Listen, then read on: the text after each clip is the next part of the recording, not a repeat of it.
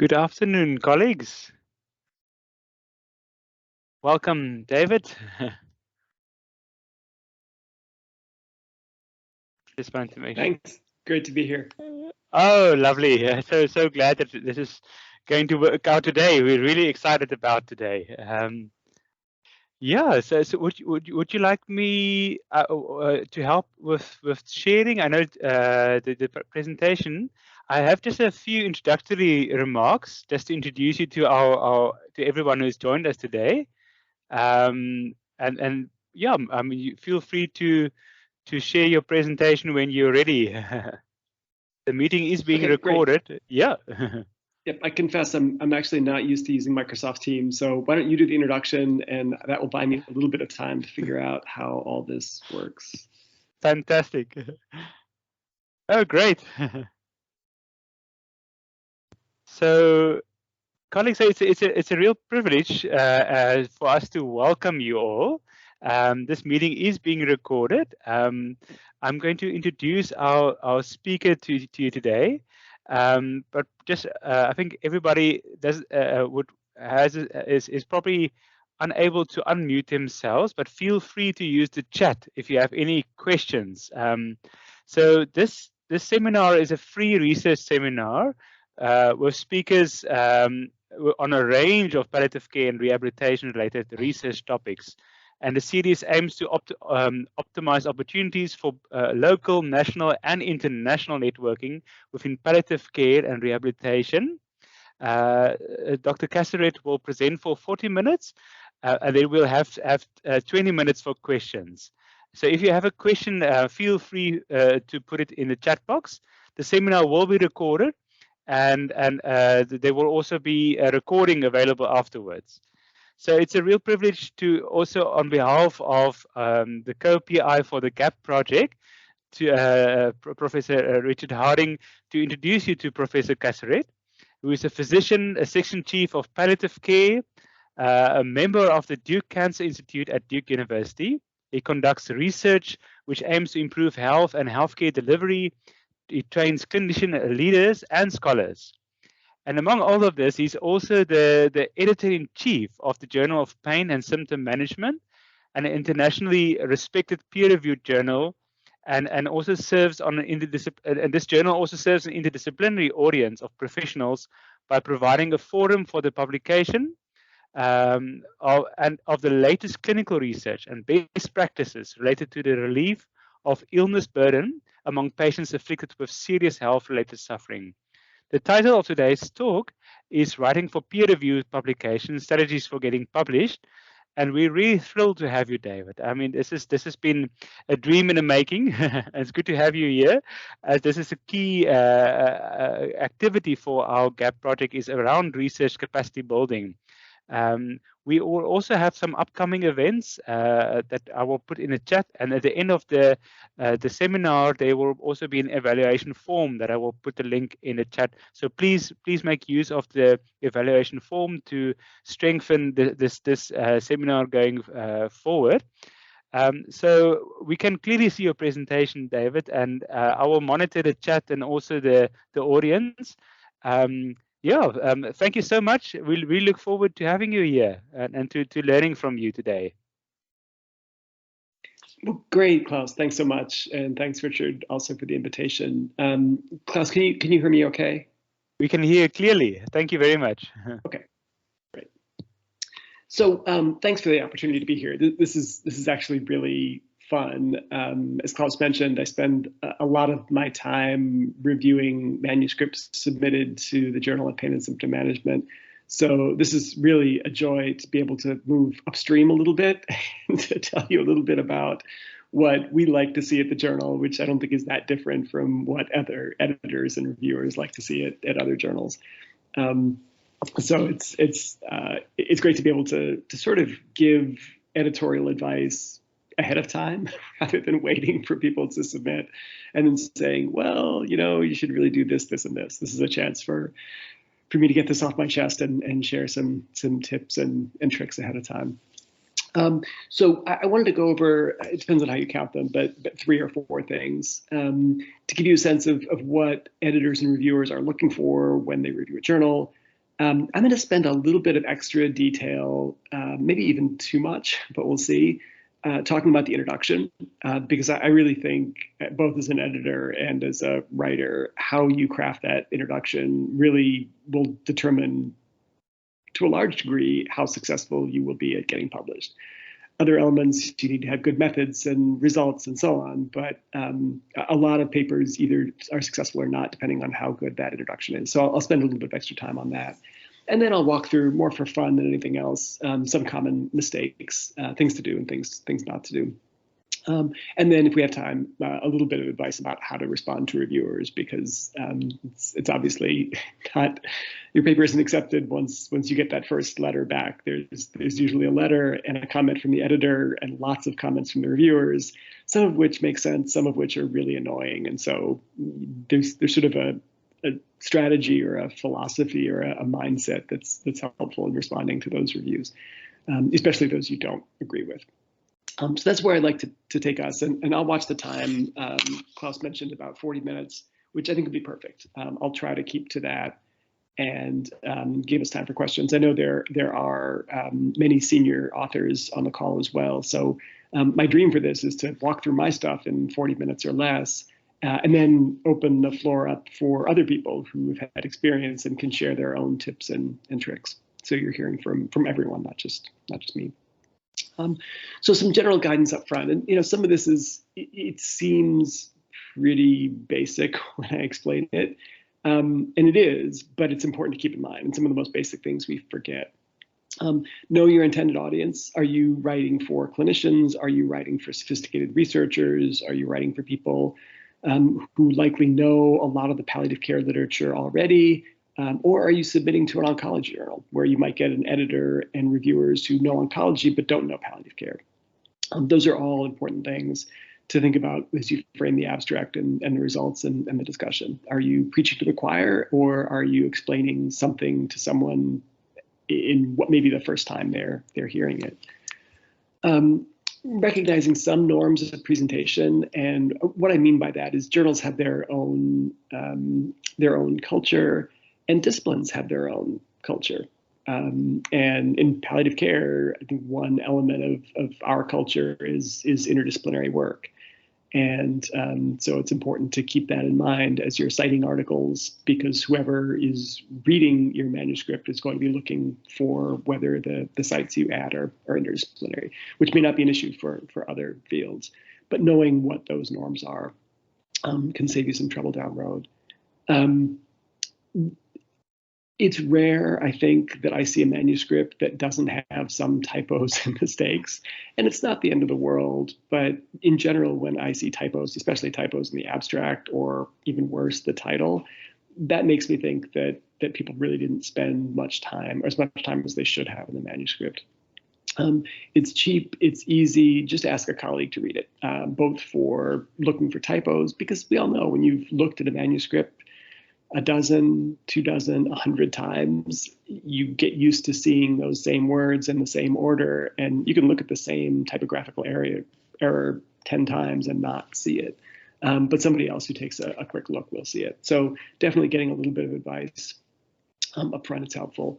And then the introduction, as I alluded to, I think that's one of the most important aspects of a manuscript. So as promised, I wanted to talk a little bit about what works as an introduction. And this is partly me, it's partly, there's an organization called the Little Red Schoolhouse, which is, I don't know if it's still active, but it's at the University of Chicago. It's a writing workshop. And it gives people, mostly for the folks who write in academia or technical writing, tips and tricks about how to write effectively. And one of the take-home points that I remember from taking that course years ago was a strategy for writing an introduction. It goes something like this. First of all, first paragraph, and the other thing I'll say before I dive in, I love this strategy for writing an introduction, because if you follow this, the introduction basically writes itself. You don't have to think a whole lot. And I mean that sort of tongue in cheek. Obviously, you need to think, but it makes it so much easier if you've got a script. And my introductions generally have 5 paragraphs, which just right out of the gate makes it easier. You got to write 5 paragraphs. How hard could that be? First of all, set the stage, then summarize what we know about a topic, pose a question. In the third paragraph, tell readers what we don't know, or if there's some uncertainty, tell readers that. Or if there are two competing views, mirtazapine could be effective for anorexia, or it might not. We don't know. Pose the question. In the fourth paragraph, explain why it's important to answer that question. Why do we care whether mirtazapine is effective for anorexia? Why do we care whether lidocaine is effective as an infusion for acute pain management or whatever? Why does that matter? And in the last paragraph, in a couple sentences, describe what you did. So we developed a study to answer this question. In 1 or 2 sentences, tell people what the study is. That's an oversimplification, but honestly, if you follow this, you'll get people reading, you'll get them thinking about the question they should be thinking about, you'll tell them why it's important to answer that question, and hopefully you'll engage readers enough so that they're willing to go through the rest of the manuscript. That was kind of general and vague, so I'm going to take you through an example, and as I was alluding to before, you could use this strategy for any paper. I am using some work that I did with somebody named Jessica Fishman, who's a communication researcher at the University of Pennsylvania. We did it years ago, but I wanted to use this example, even though I could have used many, because it's actually a bit harder to put in this format. So if you could put this in the 5-paragraph format, you can do it with any work that you all are thinking about. So this is what the study was. It was a content analysis study of the way that print media, meaning magazines and newspapers, portray end-of-life care and cancer. And what we found, not surprisingly, is all of these articles talked a lot about survival, side effects. They talked about people who died and those who didn't. And to cut to the chase, what we found out is that these articles dramatically overestimate survival in terms of stories. So they talked about a lot of people who live, but they don't usually talk about people who die. So we thought that was interesting. So let me walk you through one way you could put a paper like this into that 5-paragraph format. Number one, set the stage. And the point of that first paragraph is not to give people any content or any citations or to tell them what you're doing in the study. It's just to orient them.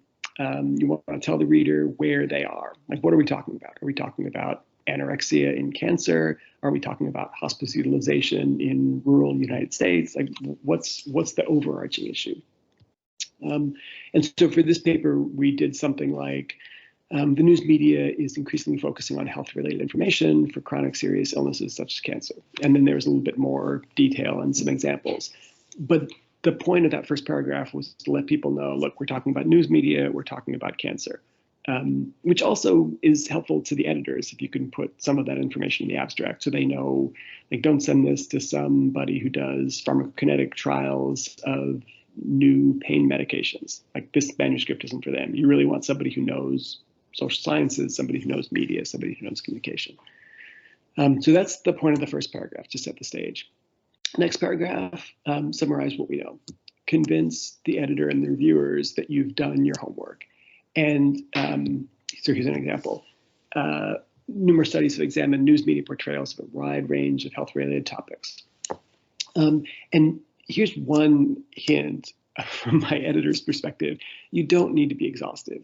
This can be a paragraph. It doesn't need to be, as it too often is, 4, 5, 6 paragraphs that go on and say, Professor Harding did these 3 studies that found this, and Professor Higginson did these 18 studies that found this, this, and this, devoting a paragraph to each individual who studied this area. You don't, this isn't a master's thesis or a dissertation. You don't have to be thorough. The point here really is to make sure that you convince the editor that you've done your homework, that you have a pretty good sense of what is already known. And number 2, to be a little bit cynical, but I don't think this is too far off the mark, you have to assume that if you're researching hospice utilization in the United States, that you are going to be assigned to a reviewer whose life work is studying hospice utilization in the United States.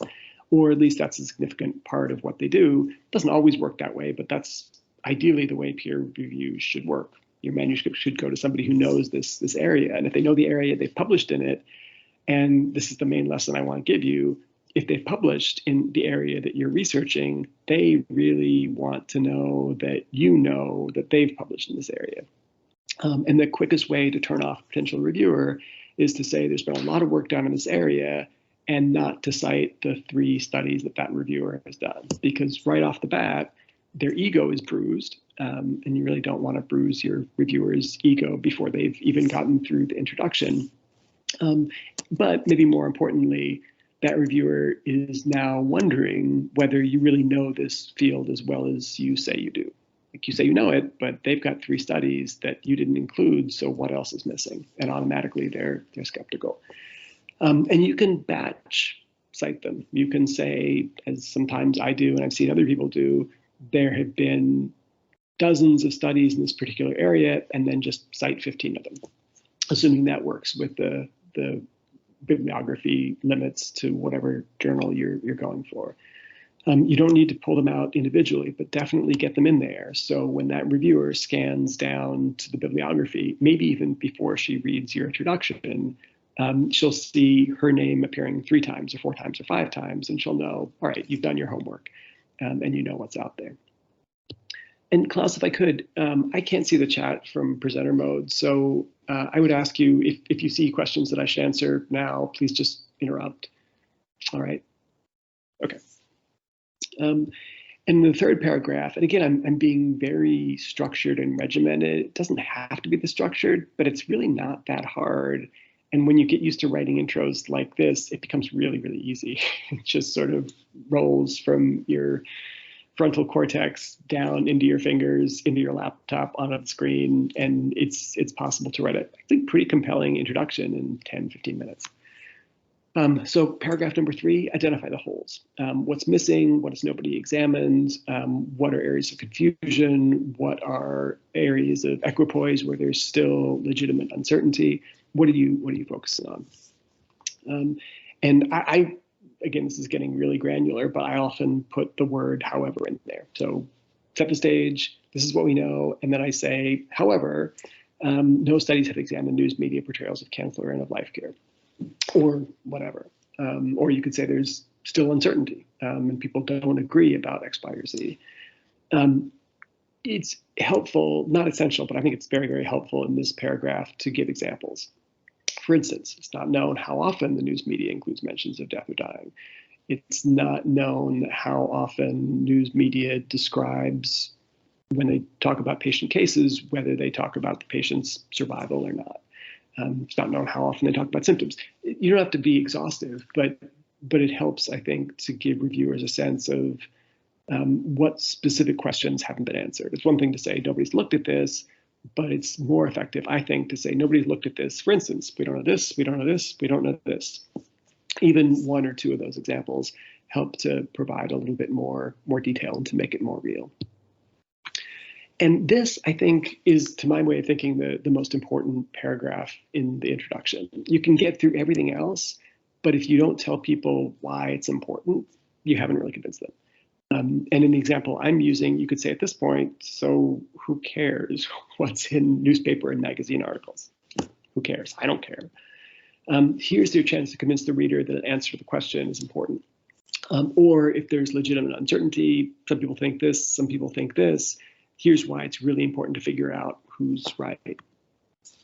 And so this is a version of what we use. It's important to assess reporting on cancer because news reporting affects people's behavior. And then come up with an example or 2. And we did, actually. There were some examples. There was, I'm forgetting the details, but it was somebody who was very prominent in the media in the United States who died of colon cancer. And there were studies showing that voluntary screening for colon cancer went up pretty dramatically after her death. And we had a couple of examples of that showing that what the news media tell people really does affect behavior, which can save lives or hurt people if it's misinformation, but it really does matter. And it's really your chance in that 4th paragraph to convince people why what you're doing is important and why this research matters, which again, if you've done your homework, really shouldn't be tough. I mean, this is a study that you've spent maybe years working on, hopefully, I hope you've thought a lot about why this matters. And so writing that paragraph should be easy.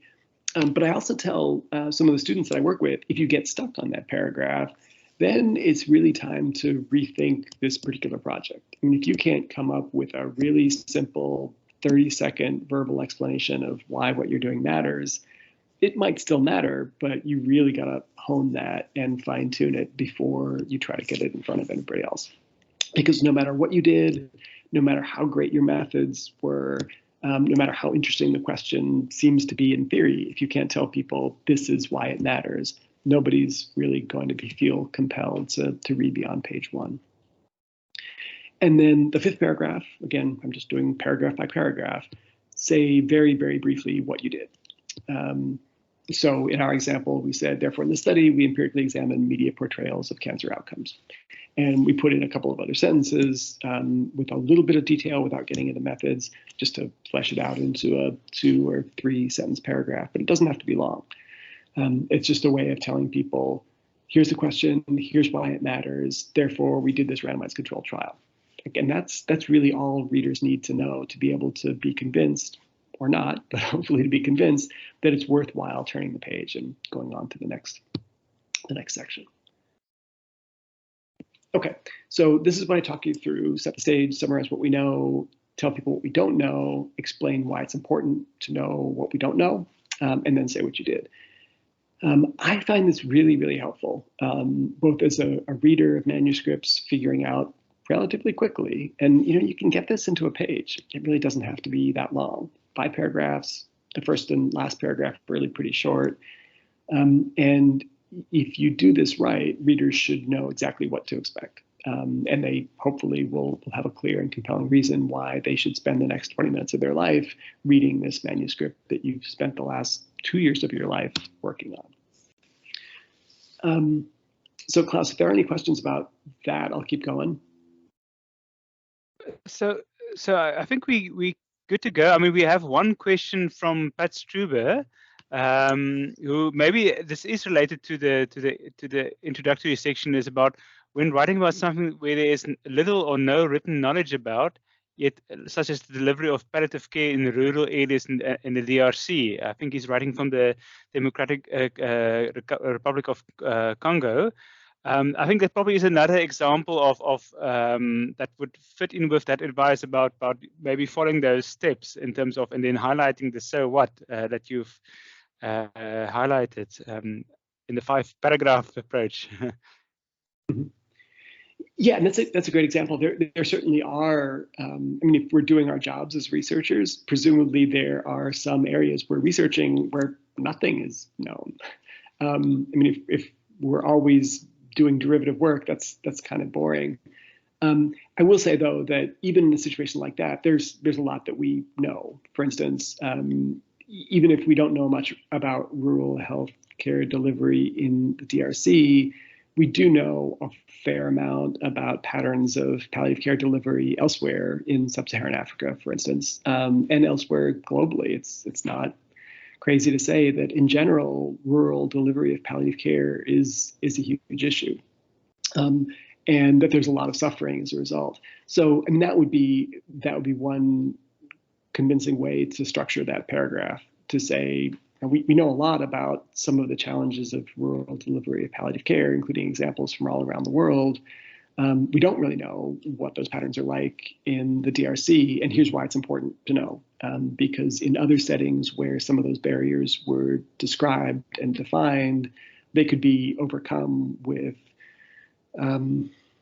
proven strategies. But in order to do that in the DRC, we need to know what those gaps are. And that was off the cuff, so that was not very pristine writing. But you get the picture. I think there are ways to take in what we know from other settings. But yeah, that's a great example. That has shared his thanks. Toby, Provost asked whether these 5 steps would also be useful for grant applications. So they're really thinking about the wider application beyond writing for research. Yeah, that's a great question. It obviously depends on the grant opportunity, and many grants, as we know, have multiple areas that you need to fill in. And I'm not sure this crosswalks perfectly, for instance, to the National Institutes of Health, because they ask for a section on approach and innovation, and it would take a little bit of creativity to figure out how this works. But what I often tell people, though, is that for anything you're doing, including before you're even starting to do research, writing out something like a page or two in this format can be really helpful.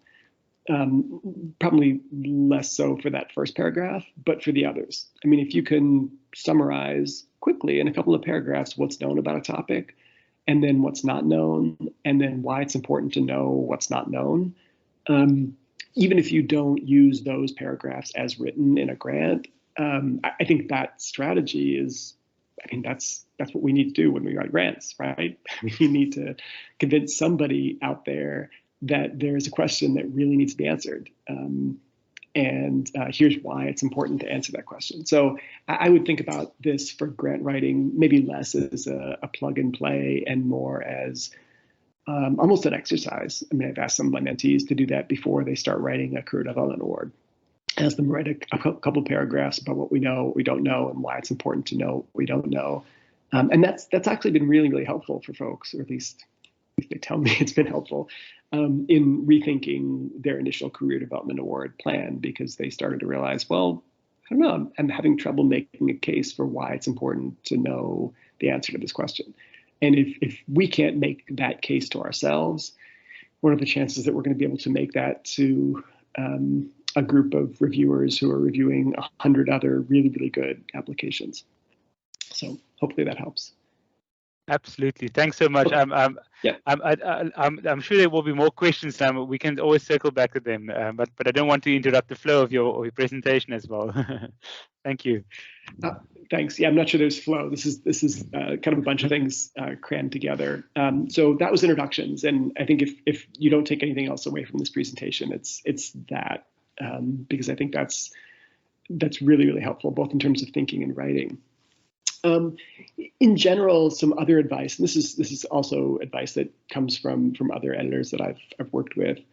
In terms of the method section, try whenever you can to write for a sophisticated academic clinical audience. And what I mean by that, and why I'm saying it, is I think when we really get down into the details of a project we're working on, we are, at least hopefully, really familiar with the methods that we're using. At least we should be.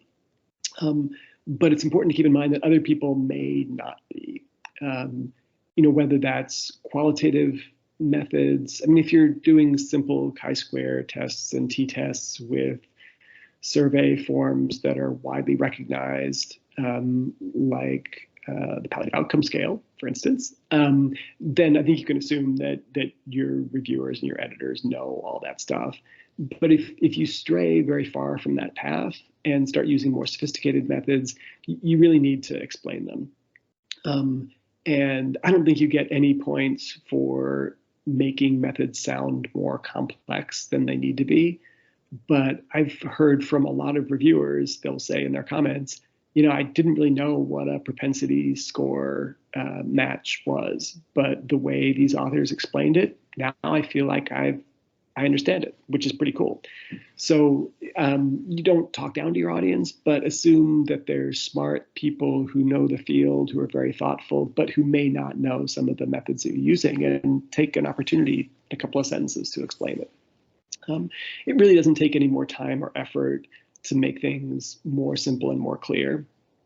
And it's usually worth doing, because and especially as a reviewer, if you get 2 or 3 paragraphs into the methods and there's a lot of terminology you don't understand, at very least, you don't really have any trust in what the researchers have done. And when they get to the answer at the end, most reviewers would say, well, that's great, but I don't know how you got there. You describe the methods, but I don't understand them.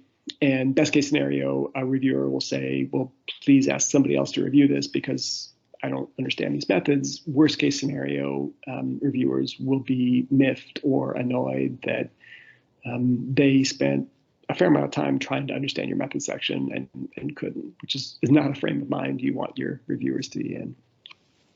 The result section, one mistake that I see a lot is a temptation to put everything into the result section. And it is tough. I mean, some journals will give you a hard time if you take one study and carve it up into 2 or 3 papers. And there are sometimes, I think, legitimate questions raised about duplicate publications.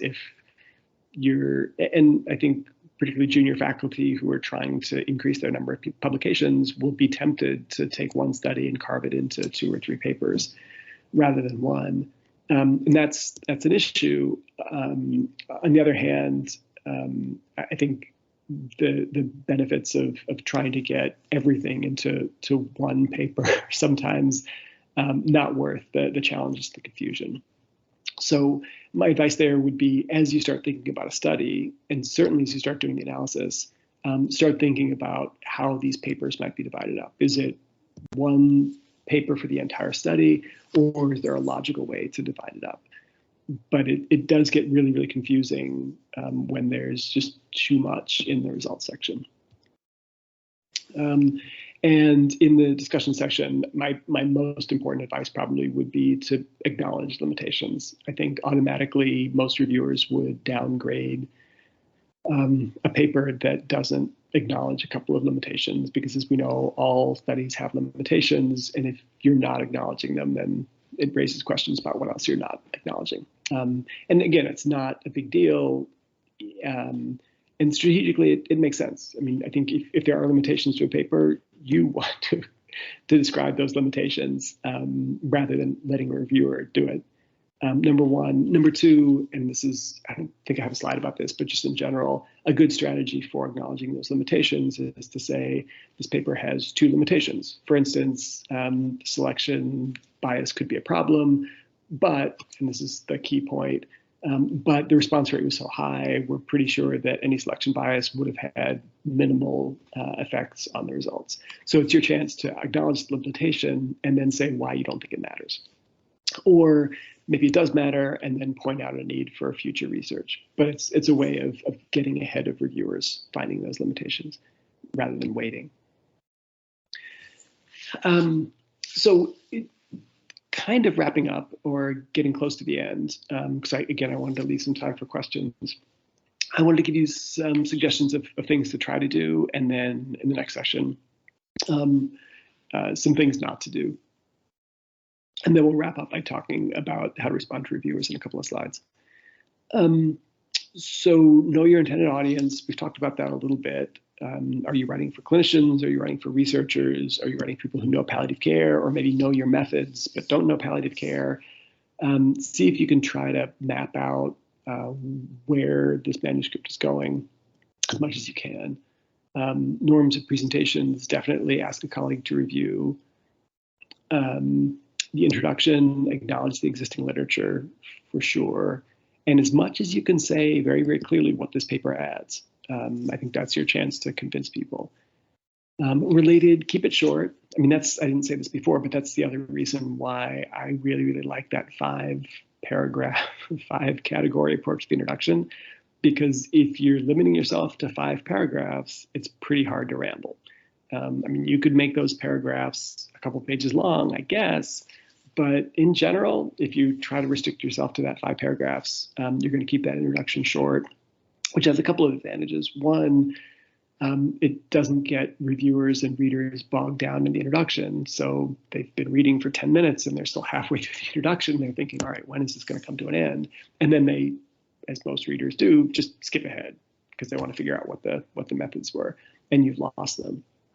I think that's probably the most important reason. You want to make sure people read that entire introduction, and the best way to do that is to keep it short. Methods for a sophisticated academic clinical audience, which we've touched on. Focus results on what's important, and then acknowledge those limitations. So this is sort of a summary of some of the things we've talked about before. And 10 things not to do, and there'll be some overlap here, but I think not much. I alluded to this, but it's worth some emphasis. It really is important to make sure as much as possible that you've got grammatical errors and typos fixed before you submit it. I don't know of any editor. In fact, we submitted something to the New England Journal of Medicine Catalyst a couple months ago, and I realized in the first paragraph there was a typo after it went in, and it was ultimately accepted. But I did have that heart-stopping moment where I realized, all right, that was dumb. And I've read it a bunch of times. Other authors, we had 7 or 8 authors who had read it a bunch of times. At least I think they read it. He said they did, but we didn't catch that. So give it to somebody else who has no vested interest, who hasn't seen it before, whether that's a spouse or a partner, somebody you work with. Buy them a cup of coffee and ask them to spend 10 minutes reading it. Not to get into methods, not to give you a sense of whether your conclusions are justified, although you could do that too, but really to give you a sense of whether there are any big issues that you're missing. Don't overstate the importance or especially the novelty of your work. And this goes back a little bit to the point I made before, to cite appropriately. Like, you don't want to say that nobody's ever done this study and have that manuscript be sent out to a reviewer who actually did something kind of similar, because then you're done, and that reviewer is not going to cut you any slack at all. It's okay to say that lots of researchers have studied this area, but here's one tiny little segment, or maybe not so tiny, that hasn't been explored. But be really, really careful about saying that nobody's done something, or this is the first study to ever do whatever.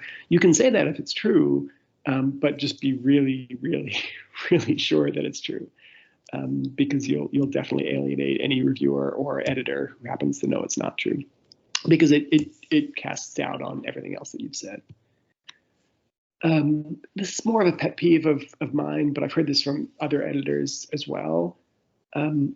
Do ask yourself 2 questions. One, whether you really need a graph or a table in place of text, number 1. And number 2, is that graph or table as simple and as understandable as it can be? I think in general, that latter question is something we focus on. The former question, though, I'm amazed at how many manuscripts we get at JPSM that include, it's a bar graph that includes 2 results. So this was the proportion of people responding in this group. This is the proportion responding in that group. And they use that to create a graph that takes up 15 by 15 centimeters of square area in a journal where space is at a premium. Why don't you just say this group had an X% response rate, that group had a Y% response rate, the confidence intervals, the effect size, the p-value were X, Y, and Z. Like, you could say that in a sentence. So any graph or table that can be summarized in a sentence or 2 really should be summarized in a sentence or 2. Related to the second point, but I think importantly distinct, don't overreach your results in the abstract and also the discussion, but especially the abstract. So if you, in the abstract, conclude that mirtazapine is effective for anorexia and cancer and should be first-line therapy for every patient with anorexia, that may be true. I mean, personally, I don't think it is, but that may be true. But to overreach to that degree based on the results of a study or a meta-analysis is going to, I think, raise some suspicions in your reviewers. You probably have a little bit more leeway to do that in the discussion. Still need to be really, really careful. In the discussion, though, you can provide caveats, like it should be first-line therapy for anorexia, for these groups of patients, or for patients who have tried and been unsuccessful on these other treatments, for instance. You can put that sort of nuance in a discussion. You can't really put that in the abstract. So just be really careful. And this is also where an outside reader can be helpful. Ask them to read the main results, ask them to read your conclusion, and ask them whether they think that follows or not. I was going to say this is a pet peeve of mine, but I think it's universally shared among pretty much every editor out there. We really, really don't like it when results pop up in the discussion section. The discussion section is not for results. You can at most remind people of what you described in the results section, but it's not the place to put new results in, nor do you need to. And often it really reads as being more sloppy. There's no reason a result has to go in the discussion section unless somebody in writing and editing just wasn't very careful and wasn't thinking about whether and when and how to present them. Don't present every result that's interesting, and it's tough. I mean, there's a lot that you want to present, and unless there's a compelling reason to do it, you don't want to divide a paper up into multiples, although sometimes you need to. But I would think of it in terms of a story. Like, you're asking a question. You've told reviewers and readers why it's important to answer that question. And then you're providing data, hopefully, to answer that question. There are other, like with any story, there are always tangents and sidelines and new characters who come in and other things you don't expect. And it's okay to acknowledge those. It's certainly okay to present results that are outside the main storyline, but just beware that you're doing it. And I kind of like a general 80-20 rule. Like, if you have a clear question, 80% of your results should be related to that question. And the other 20% might be subgroup analyses, or other interactions, or other analyses you'd want to do related to that question. But for every result, do spend a little bit of time thinking about how that result answers the question that you posed in the introduction, right? You said, this is what we know, this is what we don't know, this is why it's important to know what we don't know. Making sure the results that you're describing in the results section actually fit into that rubric and actually answer that question. Don't depend on everybody else to be familiar with your methods. And I alluded to this before, but it bears emphasis. You can use whatever methods you feel most appropriate. There certainly are people out there who would say, try to tailor your methods to a journal. I think that's good advice if you can do it, but you can't. I mean, I don't think you can, because you never know where your manuscript will get published or where it will be submitted. You might have a list of 2 or 3 journals you'd like to submit to in order, and they may have very different expectations. And you're obviously not going to go back and redo a study for different journal audiences. So I think the ways to modify that probably would be to, for any methods, as I said before, that aren't really simple, widely accepted, it doesn't have to be long, but just a couple of sentences, because you want to be clear. 2 goals, really. You want to be clear enough about those methods so that anybody reading that manuscript would understand when you do fidelity testing. Like, what does that mean? In plain English, what does that mean? If you're using a propensity score match, what does that mean, how it works? And it's just a couple of sentences. You may not need those sentences for every journal, but I don't think, I mean, unless you're really getting into length limit issues and you really are trying to cut every sentence, I don't think there's any harm to putting that in. And if it's accepted and you're over the word limit and the editor doesn't think it's necessary, you can always take it out later.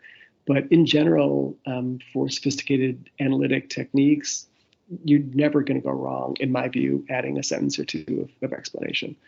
And you obviate a big risk of reviewers not understanding, thinking you're trying to pull the wool over their eyes and not explain methods, and distrusting your results as a result.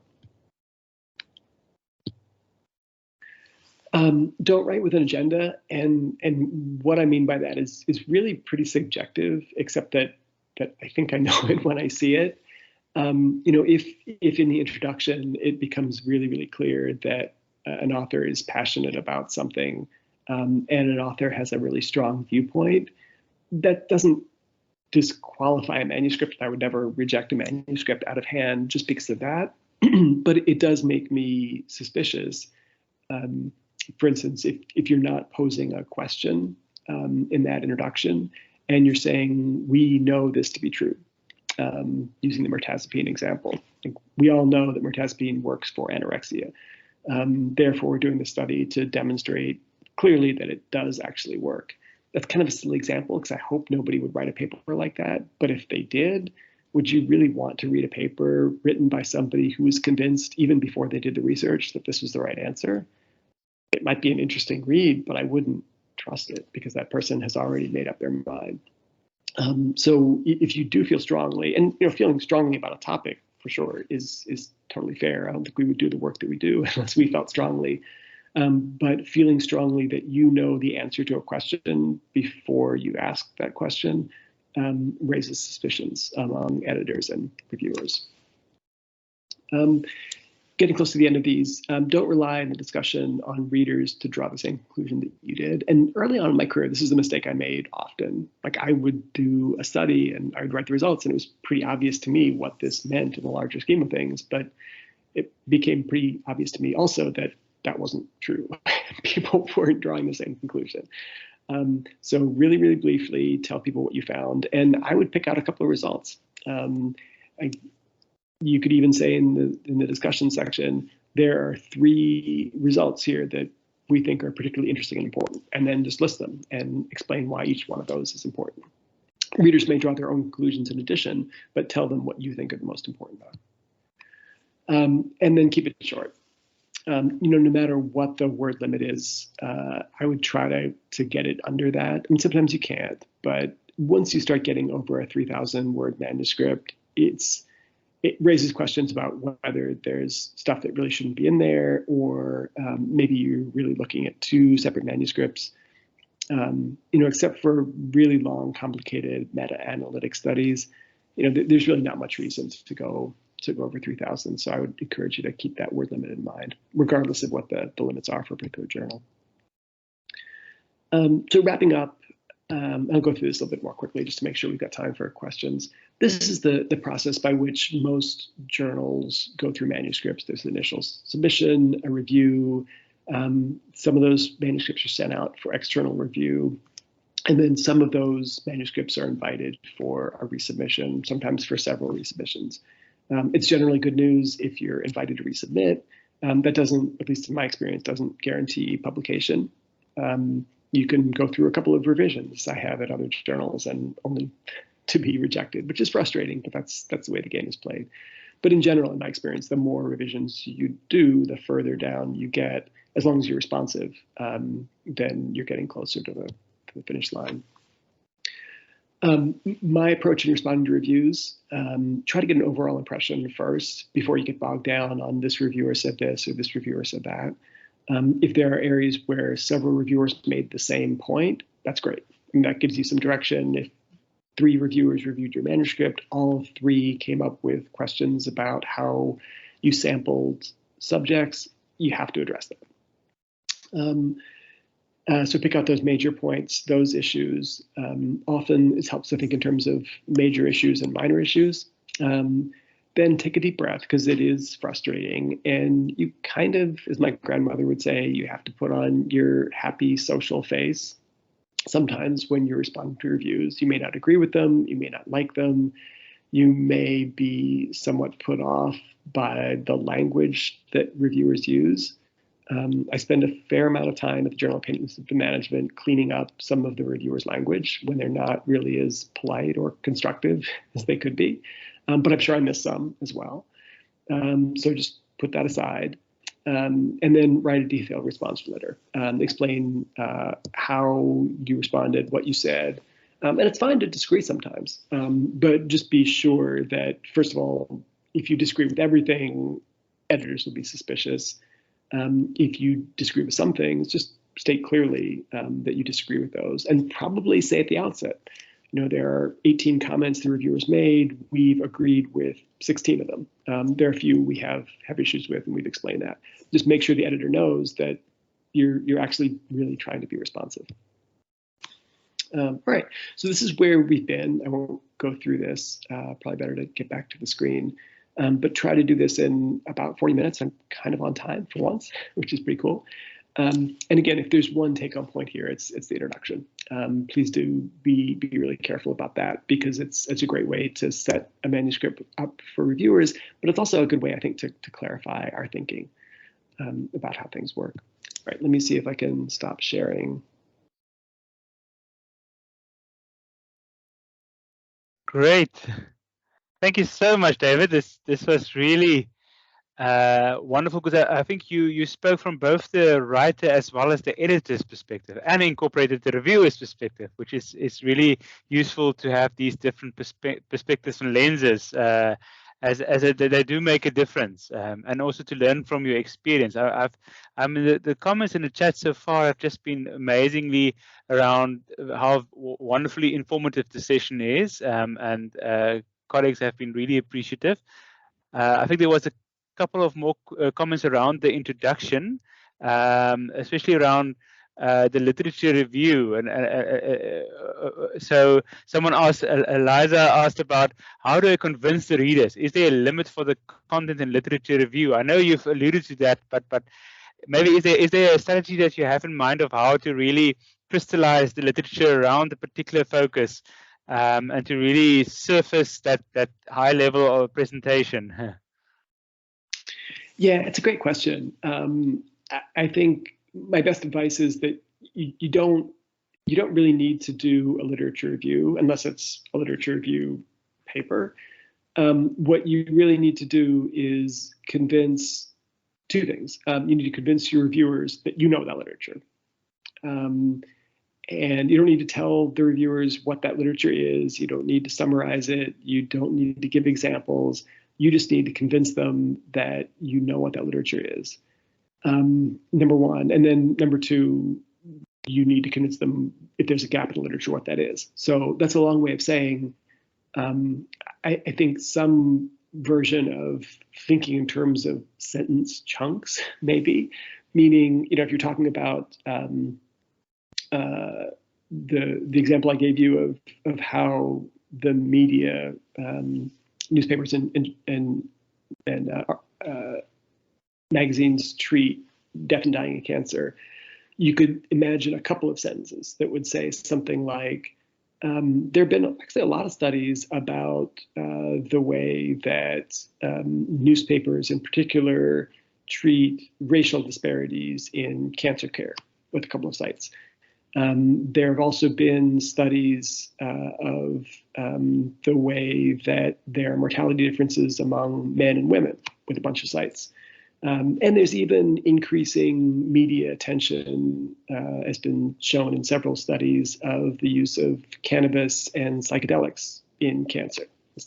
So you haven't summarized the literature, but you've given people enough citations kind of close to what you're doing, with some attention to detail. It's not like there's been a lot of studies of media and cancer and you give people 30 sites in a row.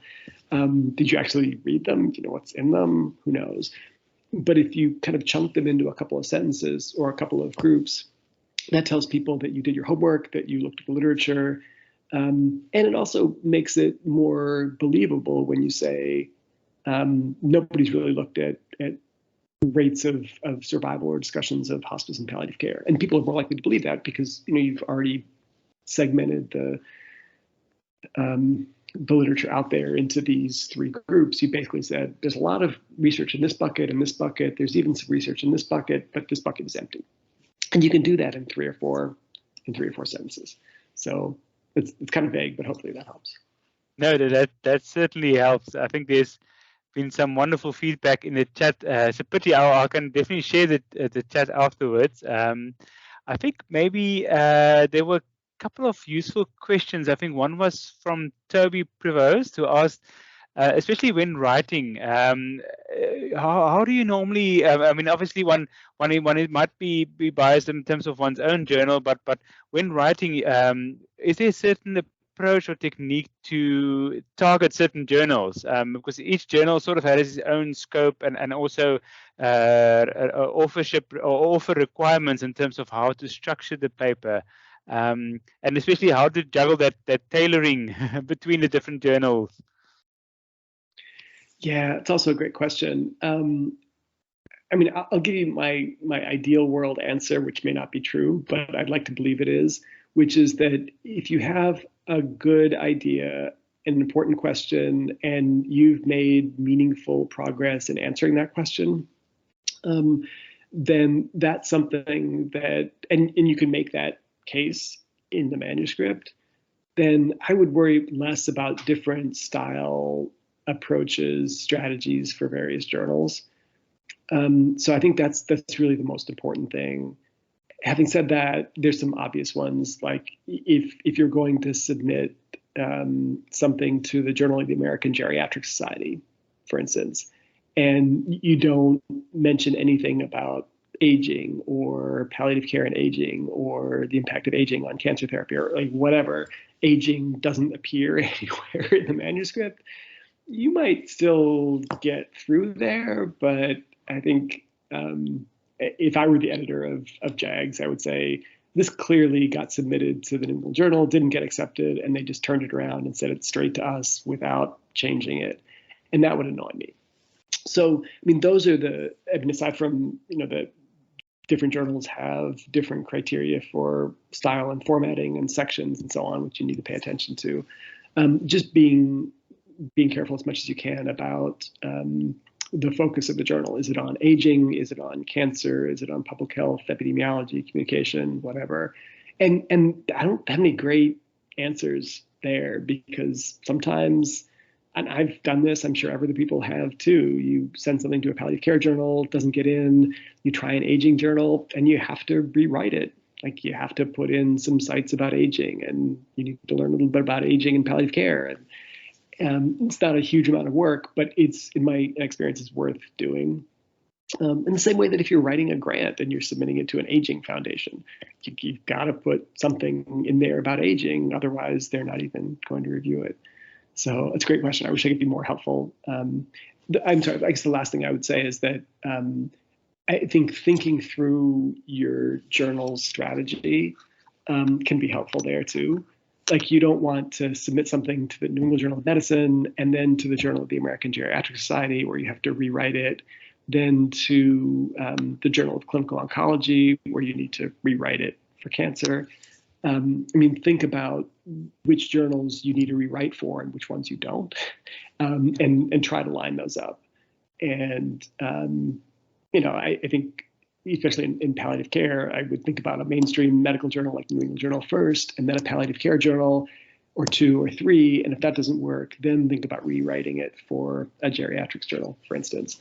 That doesn't eliminate the need to rewrite, but it kicks the can down the road a little bit. So you can just turn them around pretty quickly until you hit a dead end, and then you need to rewrite it.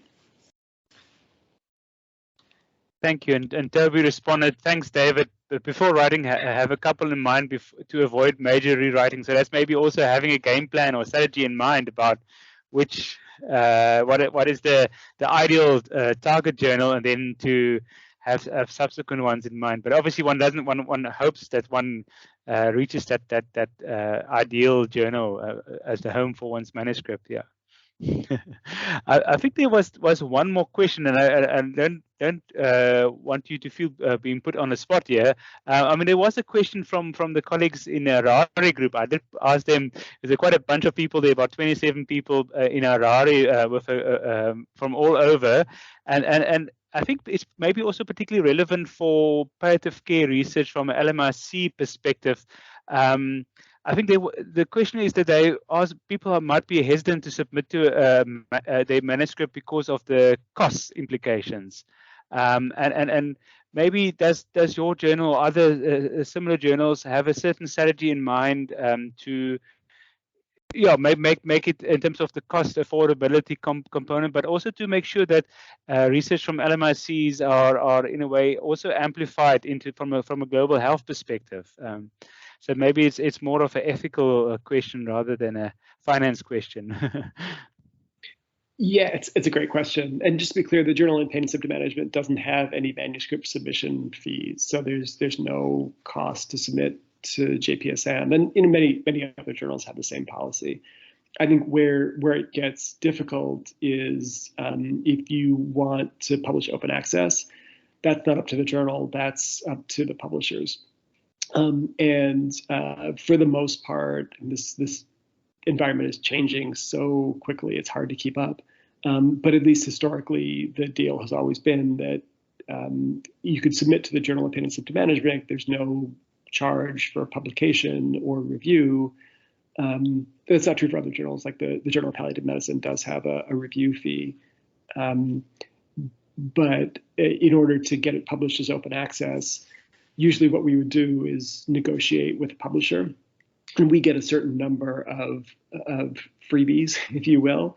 And then, so for those manuscripts that come from under-resourced settings, we negotiate with the publisher to try to make those open access. And we have a limited number of those, but in the past we've been successful. So that's, I think, the other thing to keep in mind, that first of all, to look for journals where you don't have to pay to submit, for sure. And then second of all, to try to make it clear up front that you'd like this to be open access, so we can get that. And other journals have the same deal with their publishers, so we can get that approved by the publisher. And so often what we'll do when we can is when we send out an acceptance letter for a journal, we'd say, congratulations, your manuscript has been accepted. And in the same letter, we would say that Elsevier, our publisher, has agreed to make this open access. So that way it's free all the way through. But yeah, that's a great question. No, I mean, that's such a beautiful note to end on, because I think, yeah, just want to thank you also for the work you're doing as an editor in your editor role to advocate for open access and also authors from LMICs to really, yeah, share the important work done on palliative care research in the LMICs with the global audience, because I think that's also important that the news is and the research is shared. To join that global conversation, because I think there's like in, I mean, everybody would know there's lots to learn from each other across the globe, and we want those stories to be shared. Agreed.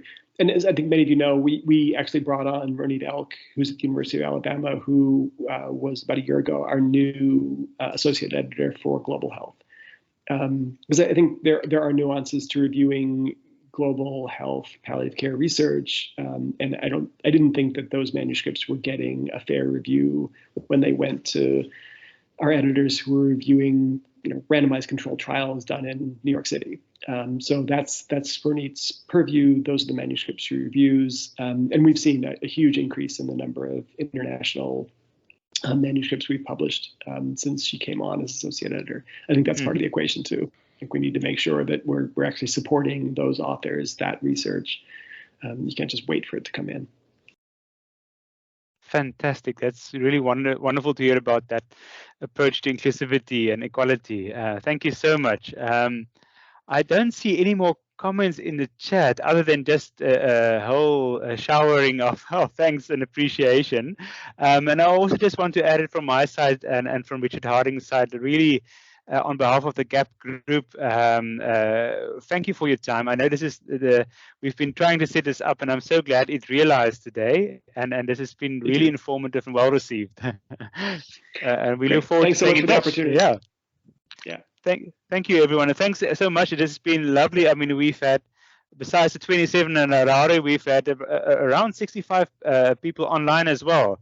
So it's been really well attended as well. So thanks for also making the time to join us today, and we look forward to staying in touch. Great. Thank you, Klaus. Thank you, Richard. Thanks to you, everyone. All the best. Thank you, David. Keep well.